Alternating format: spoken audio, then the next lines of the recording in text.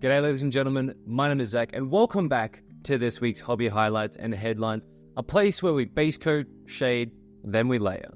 Getting right into the Hobby Highlights for this week, I, as always, have not done much. I have been working a bunch and doing other things like working on a very big video, which I'll talk about in a sec. But I've made a little bit more progress on my Chaos Warriors. I'm painting roughly about 20 right now, and for the most part, they're pretty easy. I've just been chipping away at the red armor and that sort of thing on them, and it's been a very enjoyable process. I'm just following the same steps that I did on the original ones and I'm just doing what I did in the video where I layered it up, 2 thin coats, towards kind of the top of the panels to give it that sort of shaded look, and I'm really liking the results. And after seeing it on more or less like an entire unit, like if you can spot them very carefully, I think maybe in the corner of this frame over here, you'll see them hanging over my computer monitor because the magnetic bases can attach to the screen, because I think the metal bezel. But I have been having such a ball painting them, and I'm looking forward to getting onto things like the coats and all that, because they're really simple to do, and I think it really makes the model pop. And yeah, I would love to get into some more stuff and work on a few more things, but unfortunately I'm currently working on a video which was meant to come out last week, and was also meant to come out next week, but seeing with how things are tracking, I might just have to settle for one of the other videos that I have in my backlog. The one that I'm currently doing, sort of actively working on, is a 3D printing project, which I thought would be a lot quicker and easier to do than originally planned.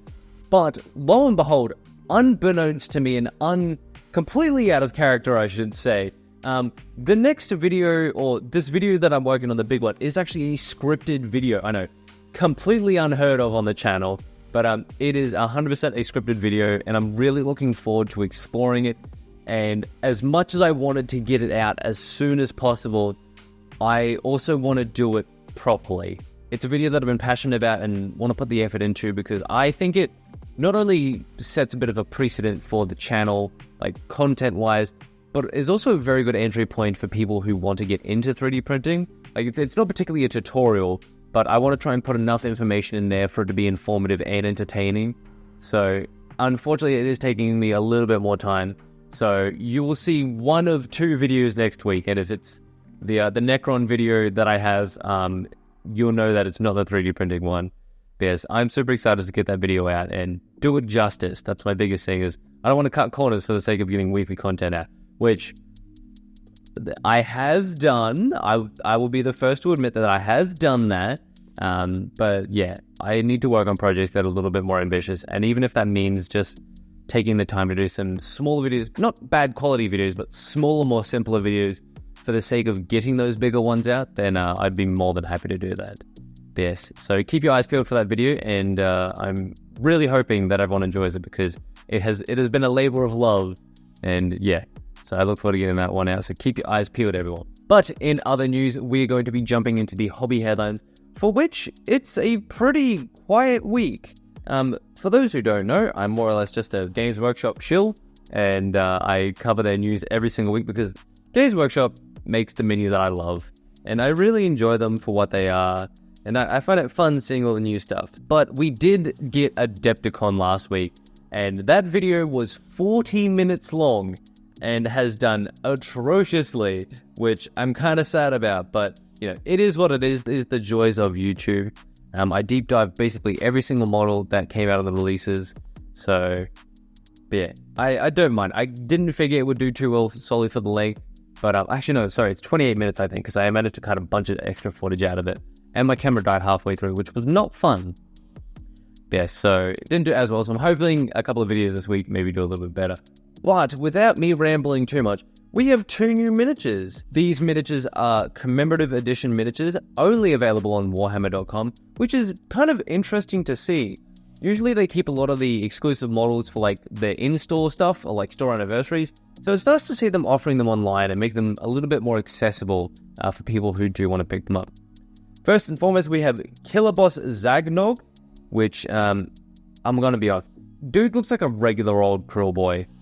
That's one thing that kind of irks me about the Krill Boys range in general, is the fact that all of their characters basically just look the same. And like, I collected a Krill Boys army. I kit bash and converted up an entire, I think it was like an AOS equivalent of 2,000 points of Kruleboyz, and I freaking love that army. I ended up having to sell it when we moved to Brisbane, along with my World Eaters army and my fully custom-based Tau army, which honestly I'm not too sad about. I would love to revisit that army and do a better job this time. But yeah, still, Kruleboyz just, don't really stand out for me. They're just, they're guys, they do their thing. And like, he's a cool guy. He looks slightly different. He's got a slightly narrower face, but for the most part, meh, he's kind of neat. The one guy that I really, really like, though, is this dude here. What's his name? The Heroic Knight Arcanum Modern Zane? It's a really weird spelling of Zane. But he's like an old guy, and he's got like a fireball. He looks like a very well battled and well forged Stormcast. And like he's got this weird head thing at the back of him that kind of looks like a book, which is neat. Like, very big Age of Sigmar librarian vibe. And I think they did this model justice. Like, he's got a good pose. He almost has, if you snip that little stuff of his off, like, between you and me, I'm seeing a Zeech symbol there. Which also, just to go on a little bit of a tangent, the way that Games Workshop is talking about it, I have a feeling that possibly Chaos Stormcast might be a thing. Like, I don't know if that's even possible, because like I haven't kept up with the AOS lore whatsoever. But from the way that they're talking about it, the Great Horned Rat just got turned into the 5th Chaos God, which I thought happened during the end times. But it's obviously official now that they're they're a Force of Chaos, which I guess is cool. But does that mean that like maybe one of the gods will start corrupting Stormcast models, or even just all of them, or Chaos in general starts corrupting them? Because I think they could do some really cool stuff with that. Like, they wouldn't even have to give them major redos or like parts or anything. You can Chaosify them very easily. So yeah, maybe that's completely speculation from my end, but I think it'd be cool to see. But long story short, this guy's really cool. I like the way that they've painted the flames. He's got that really old steely vibe. But yeah, 10 out of 10 model. I like it. It's nice and simple, but very effective. Next up, we do also have the Horus Heresy news, which is pretty cool. They have 2 models that they are releasing. There is the, what was it? I think it's the Iron Warriors pack. So the Legion Command upgrade set, which is pretty cool. Got a bunch of robo arms, the big frickin' battle. Like, how cool is that? Look at the thing. I think mostly the fact that they've painted stripes on it makes it look a lot cooler. Like, they look so neat on the models. I love the shields and everything. You can put the Imperial Fist stuff on them. And like, look, I love the examples that they've done with them. It's just really, really neat. And yeah. So I assume that they're doing a few different options. Oh no, okay, so it is one kit. They've just painted it differently for each thingy. So yeah, that's a nice little preview. And I do like the Spartan heads, the kind of Greek Romanesque looking things. Yeah, overall 10 out of 10 kit. And I wouldn't mind maybe giving a couple of the banners a shot, because I think they'd go pretty well in one of my armies. Because I haven't painted a Space Marine in a very long time, since the Librarian video, which I'm kind of disappointed about, because I love painting Space Marines. They're cool little lads. Now, next up, we do also have, I quickly want to cover the Adepticon Golden Demon releases, because there are specifically 2 that I want to point out. I won't go through all of them. If you want to go and check all of them out, I recommend going to someone like Vince Venturella.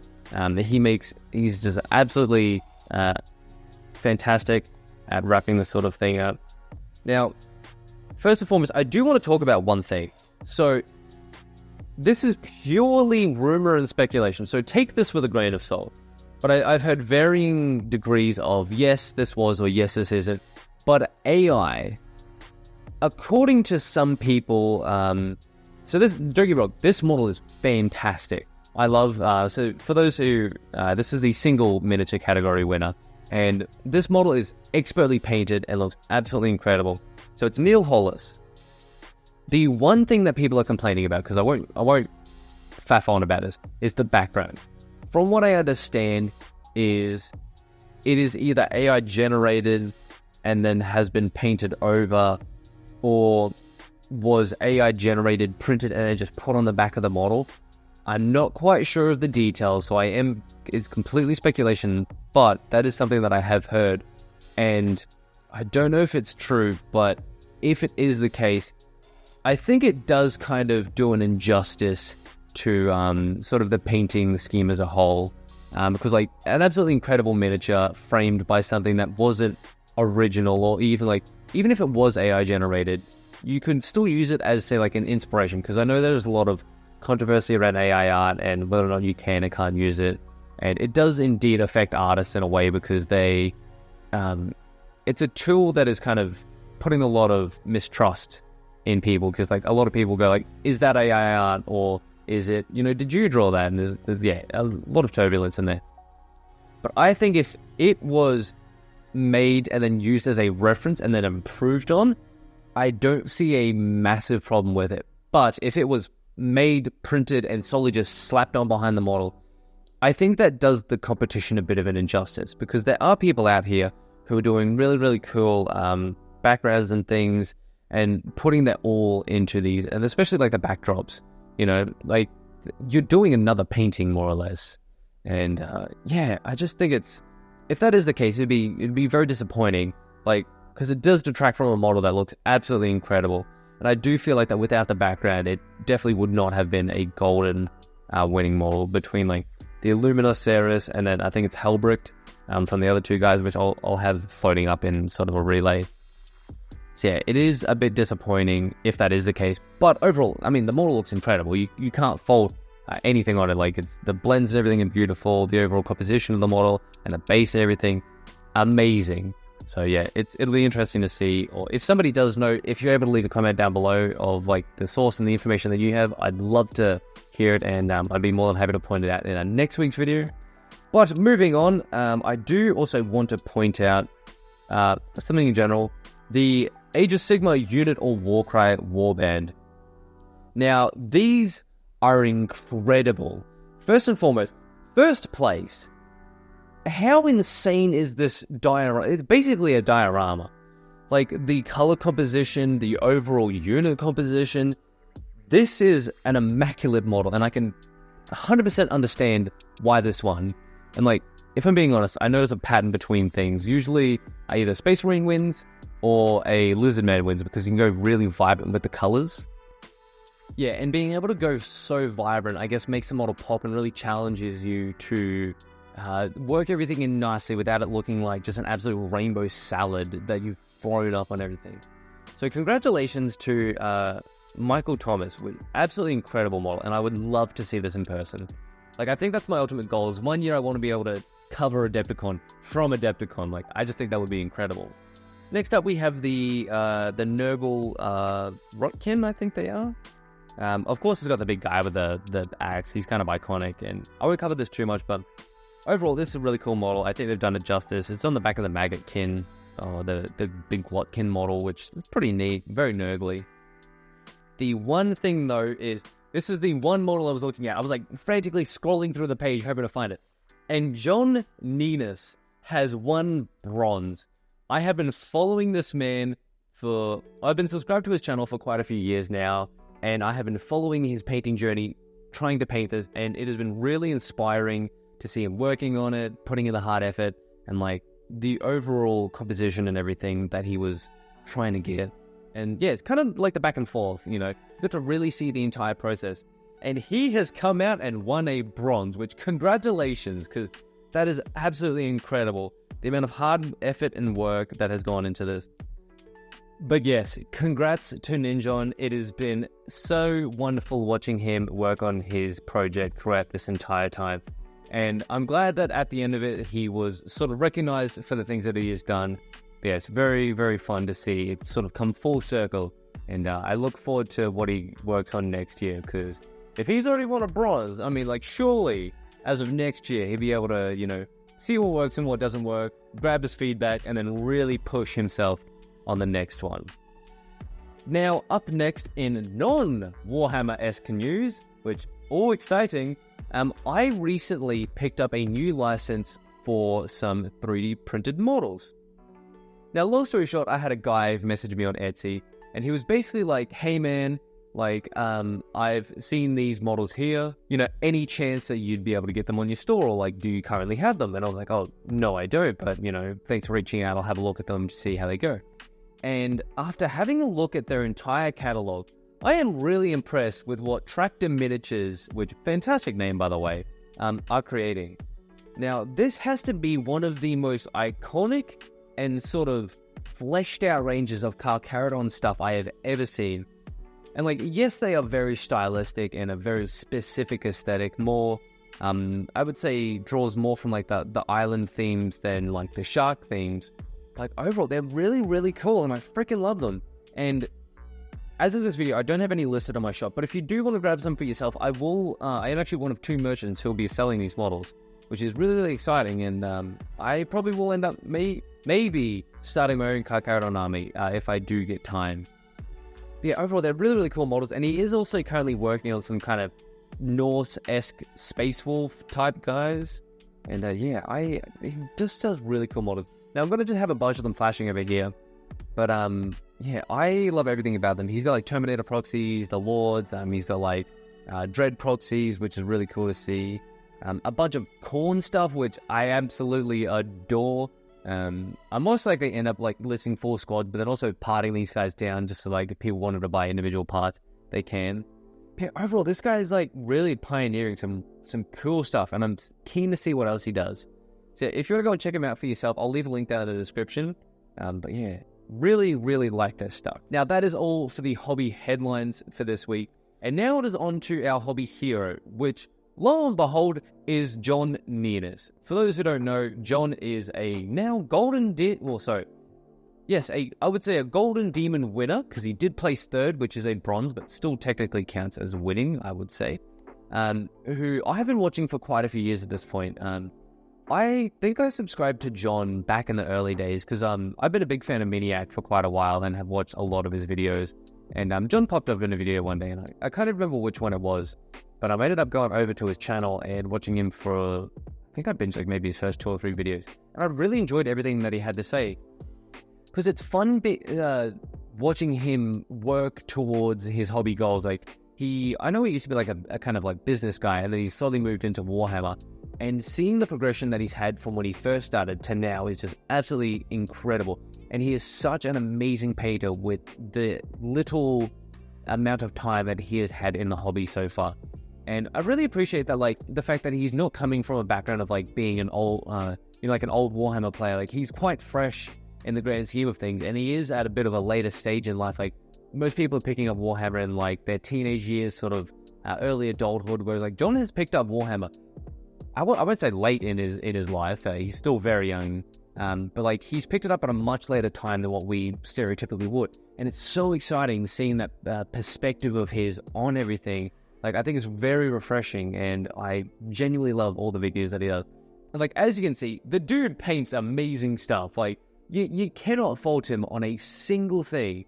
So, yeah, here's my hobby hero for this week, and he is inspiring me to always push myself to paint better and not being afraid to try new things, because even though we may fail, you can still pick yourself up and try again. And from that, you will learn how to fix your mistakes and do bigger and better things. On that note, ladies and gentlemen, I will stop my rambling. I have many a video to work on. So if you did indeed enjoy this video, make sure to leave a like on it, and I'll keep the hobby highlights coming. And if you're new here, don't forget to subscribe. As always, thank you all for the support, whether it be a view, a like, or a sub. I do appreciate every single one of you. Now, everyone, I hope you all have a great night, and until next time, happy hobbying. Bye.